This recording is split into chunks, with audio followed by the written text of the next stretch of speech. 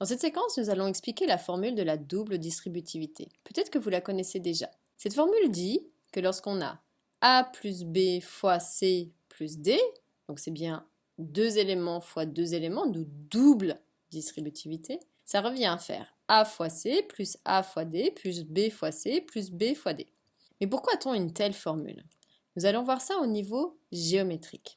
On va regarder ici à gauche, on a quelque chose fois quelque chose et ce sont deux quantités qui sont différentes. Ça doit vous faire penser à longueur fois largeur. Et quand on pense à longueur fois largeur, on se souvient, ça correspond à l'aire d'un rectangle. Donc ce serait l'aire d'un rectangle qui aurait sur un côté une longueur du type A plus B, donc la somme de deux quantités, et sur un autre côté la longueur C plus D. Deux autres quantités ajoutées. Je vais vous montrer un tel rectangle. Donc voici un rectangle qui aurait effectivement pour côté A plus B, puisque ici j'ai une quantité A, ici j'ai une quantité B, donc la longueur totale de ce segment, elle serait bien de A plus B. Ensuite, au niveau de la largeur, on avait dit qu'on voudrait une largeur de C plus D. Eh bien c'est vrai, on a partagé un segment en deux quantités. Une partie C, une partie D, donc la longueur totale voudrait bien C plus D. Et on a dit qu'on s'intéressait à l'aire totale de ce rectangle. Une manière de faire pour calculer l'aire totale, c'est de dire que c'est longueur fois largeur, ça on l'a vu, c'est-à-dire faire A plus B fois la largeur, c'est-à-dire C plus D.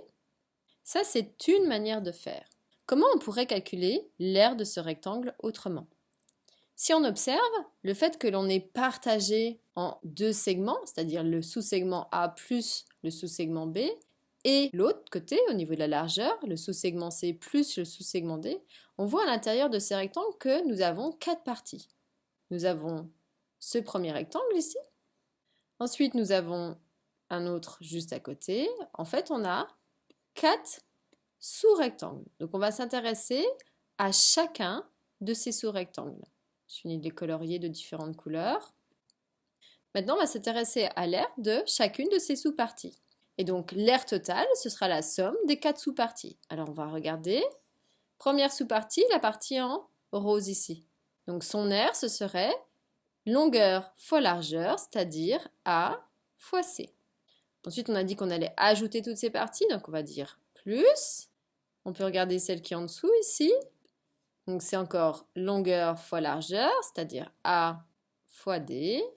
Plus l'aire du rectangle qui va être en orange ici. Longueur fois largeur, donc B fois C, plus le dernier bout, celui qui est ici. On va faire encore longueur fois largeur, B fois D. Donc effectivement, on voit bien que grâce à l'interprétation géométrique, on comprend mieux pourquoi on a ces quatre sous-sommes.